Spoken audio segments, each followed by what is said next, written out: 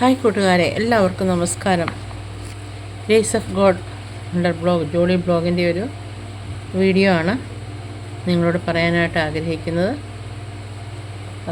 കുറിവാക്യം എഫേസ്യർ 1-ാം അധ്യായത്തിലെ 19-ാമത്തെ വാക്യമാണ്. അതിനകത്ത് ഇപ്രകാരം പറഞ്ഞിരിക്കുന്നു: വിശ്വസിക്കുന്ന നമുക്ക് വേണ്ടി വ്യാപരിക്കുന്ന അവൻ്റെ ശക്തിയുടെ അളവറ്റ വലിപ്പം ഇന്നതെന്ന് നിങ്ങൾ അറിയേണ്ടതിന് പ്രാർത്ഥിക്കുന്നു. എഫേസ്യർ 1-ാം അധ്യായത്തിൽ 19-ാമത്തെ വാക്യമാണ് ഞാൻ നിങ്ങളുടെ മുമ്പിൽ വായിച്ചത്. ദൈവശക്തി അമാനുഷികവും ദൈവികവുമാണ്. മനുഷ്യൻ്റെ സങ്കല്പത്തിനും ചിന്തയ്ക്കും അപ്പുറമാണ്.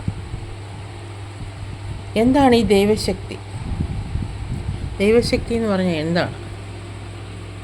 യേശുവിൻ്റെ ഉയർപ്പിന് നിദാനമായ ശക്തി, നാം രക്ഷിക്കപ്പെടുവാൻ കാരണമായ ശക്തി, നമ്മുടെ വിശ്വാസം വളരുന്നതനുസരിച്ച് ജീവിതയാത്രയിൽ ഉടനീളം അത്ഭുതങ്ങളിലും വിടുതലിനും കാരണമാകുന്ന ശക്തി.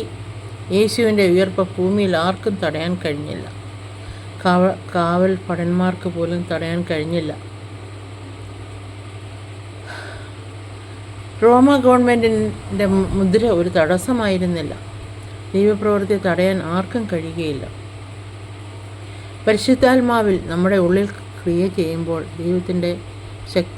ദൈവശക്തിയുടെ വ്യാപാരത്തിൽ പാപി രക്ഷിക്കപ്പെടുന്ന മനുഷ്യനും ഒരു ഉയർപ്പാണ് ഉണ്ടാകുന്നത്. എഫേസ്യറിൻ്റെ 2-ാമത്തെ അധ്യായത്തിൽ 1-ാം വാക്യത്തിൽ പറയുന്നു: അതിക്രമങ്ങളാലും പാപങ്ങളാലും മരിച്ചിരുന്ന നാം ദൈവശക്തിയുടെ വ്യാപാരത്താൽ കർത്താവ് മരണത്തെ ജയിച്ച് ഉയർത്തതുപോലെ ഉയർപ്പിക്കപ്പെട്ടു എന്നാണ് പറയുന്നത്. എന്നാൽ ഈ ശക്തിയുടെ വലിപ്പം തിരിച്ചറിഞ്ഞിട്ടില്ല. വിശ്വാസം വളരുന്നതനുസരിച്ച് നമ്മുടെ ജീവിതത്തിൽ ദൈവശക്തിയുടെ പിന്തുടർച്ച ഉണ്ടാകും. അഭിഷേകം പ്രാപിക്കുമ്പോൾ നാം ഈ ദൈവശക്തിയുടെ പ്രത്യക്ഷമായ പ്രകടനമാണ് നമ്മൾ വെളിപ്പെടുന്നത്. അത് ലോകത്തിന് മനസ്സിലാക്കിയില്ല. അവർ നമ്മളെ പുതുവീഞ്ഞ് കുടിച്ചവരെന്നോ ആസ്മാര രോഗികളെന്നോ പറഞ്ഞ് പരിഹസിക്കും.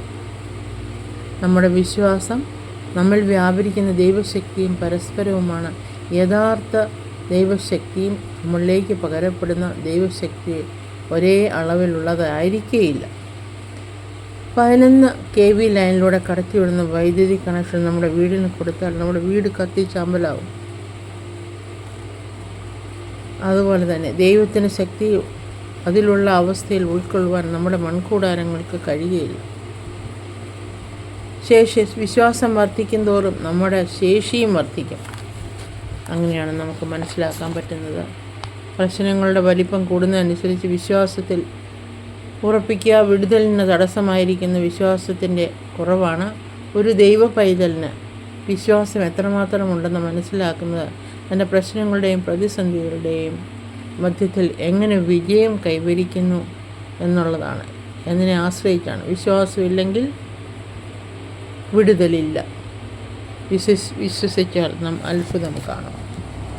അപ്പോൾ വിശ്വാസത്താൽ ദൈവശക്തി പ്രാപിച്ച കുറേ ആൾക്കാരെ വിശുദ്ധ ബൈബിൾ പറഞ്ഞിട്ടുണ്ട്. ഒന്നാണ് 12 വർഷം രക്തസ്രാവമുള്ളൊരു സ്ത്രീ. അവൾക്കുണ്ടായിരുന്ന സമ്പാദ്യമെല്ലാം അവൾ വിറ്റ് വൈദ്യന്മാർക്ക് കൊടുത്തു. പക്ഷേ ആർക്കും അവളെ സൗഖ്യമാക്കാൻ കഴിഞ്ഞില്ല. അപ്പോഴാണ് അവൾ യേശുക്രിസ്തുവിനെക്കുറിച്ച് കേട്ടത്. അപ്പോൾ എങ്ങനെയും കർത്താവിൻ്റെ അടുക്കിലെത്തുകയും കർത്താവിൻ്റെ വസ്ത്രം തൊട്ടാൽ അവൾ സൗഖ്യമാകുന്നുള്ള വിശ്വാസം അവൾ ഉൾക്കൊള്ളാൻ തുടങ്ങി. അതനുസരിച്ച് അവൾ യേശു കടന്നു പോകുന്ന വഴിയിൽ നിന്ന് യേശു കടന്നു പോയപ്പോൾ തിക്കിലും പെട്ട് അവൾ ആ യേശുവിൻ്റെ ഒരു വസ്ത്രത്തിൻ്റെ ഒരു തൊങ്ങൽ തൊട്ടു. ആ നിമിഷം തന്നെ അവൾ സൗഖ്യമായി. കർത്താവ് അറിഞ്ഞു. അവളിൽ നിന്ന് ഒരു ശക്തി പുറപ്പെട്ടു. കർത്താവ് ആരാണ് എന്നെ തൊട്ടത്? ശിഷ്യന്മാർ പറഞ്ഞു, ഇത്രയും ആൾക്കാരുണ്ട് ഗുരു, ആരാ തൊട്ടെന്ന് നമുക്കറിയില്ലല്ലോ. അപ്പോൾ എന്നാലും എന്നിൽ നിന്ന് ശക്തി പുറപ്പെട്ടു എന്ന് പറഞ്ഞു. അപ്പോൾ ആ സ്ത്രീ കടന്നു വന്ന്, കർത്താവെ, ഞാനാണ് അങ്ങേ തൊട്ടത് എന്ന് പറഞ്ഞു. അപ്പോൾ അവളുടെ വിശ്വാസം കാരണം അവിടെ അവസ്ഥ മാറി അവളുടെ രോഗസൗഖ്യം വന്നെന്നാണ് നമ്മൾക്കിതിനകത്ത് മനസ്സിലാക്കാൻ പറ്റുന്നത്. മരിച്ചവരെ ഉയർപ്പിച്ച ദൈവശക്തി വിശുദ്ധ യോഹന്നാൻ്റെ സുവിശേഷം 11-ാം അധ്യായം 23-ാമത്തെ വാക്യത്തിൽ പറയുന്നുണ്ട്: ലാസറിൻ്റെ വീട്ടിലെത്തിയ കർത്താവ് മർത്തയുടെ എൻ്റെ സഹോദരൻ ഉയർത്തെഴുന്നേൽക്കും എന്ന് പറഞ്ഞ് ലാസർ മരിച്ചിട്ട് 4 ദിവസമായി. എല്ലാ പ്രതീക്ഷകളും അസ്തമിച്ചു. എന്നാൽ യേശുവിൻ്റെ വിശ്വസിക്കുന്നവർ മരിച്ചാലും ജീവിക്കും. മാർത്ത അവളുടെ വിശ്വാസം അത്രയ്ക്കായിരുന്നു മാർത്തയുടെ. അവൾ പറഞ്ഞു, കർത്താവേ, വിശ്വസിച്ചാൽ നീ ദൈവത്തിൻ്റെ മഹത്വം കാണും എന്ന് യേശു ഉറപ്പും നൽകി അവർക്ക്.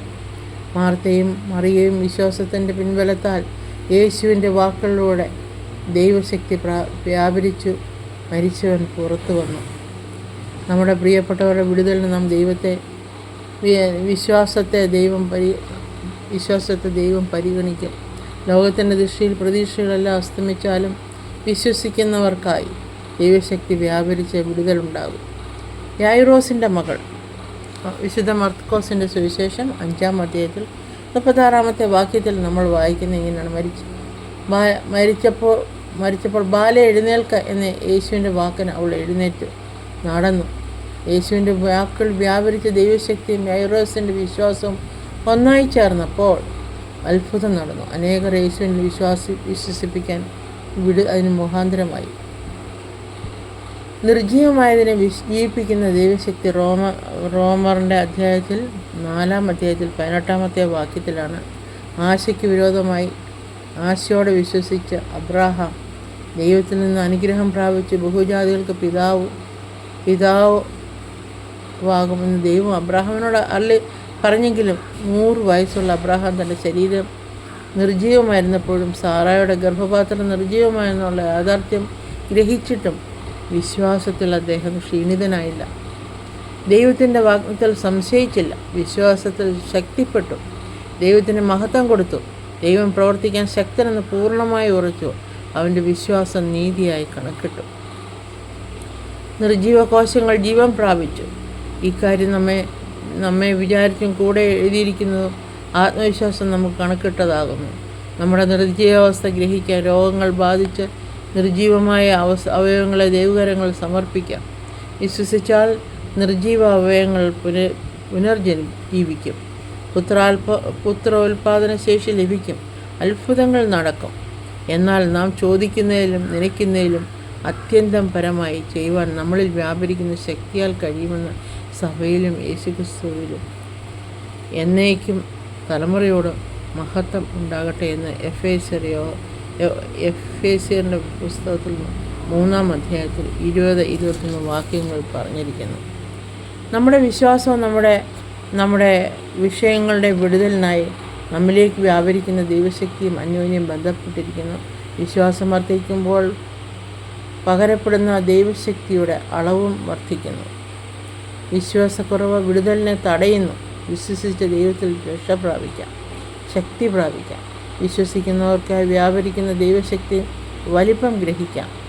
ശുശ്രൂഷകർക്കായി രോഗസൗഖ്യത്തിനായി പ്രശ്നപരിഹാരത്തിൽ വിശ്വസിച്ച് ദൈവശക്തി ഏറ്റെടുക്കാം. അപ്പോൾ നമ്മുടെ വിശ്വാസമാണ് നമ്മളെ രക്ഷിക്കുന്നത്. നിൻ്റെ വിശ്വാസം നിന്നെ രക്ഷിക്കട്ടെ എന്ന് കർത്താവ് പറഞ്ഞിരിക്കുന്ന പോലെ നമ്മുടെ വിശ്വാസം വിശ്വസിച്ച് പ്രാർത്ഥിച്ചാൽ ഈ മലയോട് നീങ്ങിപ്പോകാൻ പറഞ്ഞാൽ ഈ മലയിൽ നീങ്ങിപ്പോകുന്ന കർത്താവ് ബൈബിളിൽ പറഞ്ഞിട്ടുണ്ട്. അതുപോലെ തന്നെ വിശ്വസിച്ചാൽ ദൈവത്തിൻ്റെ മഹത്വം കാണും. അപ്പോൾ നമ്മളെല്ലാവരും ദൈവത്തിൽ വിശ്വസിച്ച് പ്രാർത്ഥിക്കുക. നിങ്ങളുടെ രോഗത്തിൽ വിടുതലുണ്ടാകും. നിങ്ങൾക്ക് ആശ്വാസം ലഭിക്കും. എല്ലാം ആണ് ഇതിൽ നിന്ന് നമുക്ക് മനസ്സിലാക്കേണ്ടത്. നമ്മൾ വിശ്വാസത്തോട് ദൈവത്തോട് പ്രാർത്ഥിക്കുക.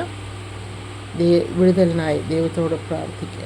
അപ്പോൾ ഈ വചനങ്ങളൊക്കെ നിങ്ങൾക്ക് ഇഷ്ടപ്പെട്ടു എന്ന് കരുതുന്നു. അപ്പോൾ ഇഷ്ടപ്പെട്ടാൽ നിങ്ങൾ എൻ്റെ വീഡിയോയ്ക്ക് ഒരു ലൈക്ക്, കമൻസൊക്കെ സബ്സ്ക്രിപ്ഷനൊക്കെ തരാൻ മറക്കരുത്. അപ്പോൾ എല്ലാവരെയും ദൈവസമർത്ഥമായിട്ട് അനുഗ്രഹിക്കട്ടെ. യേശുക്രിസ്തുവിന് ധന്യമുള്ള നാമം മഹത്വീകരിക്കപ്പെടട്ടെ. എല്ലാവരെയും ദൈവം അനുഗ്രഹിക്കട്ടെ. God bless you all. Bye bye.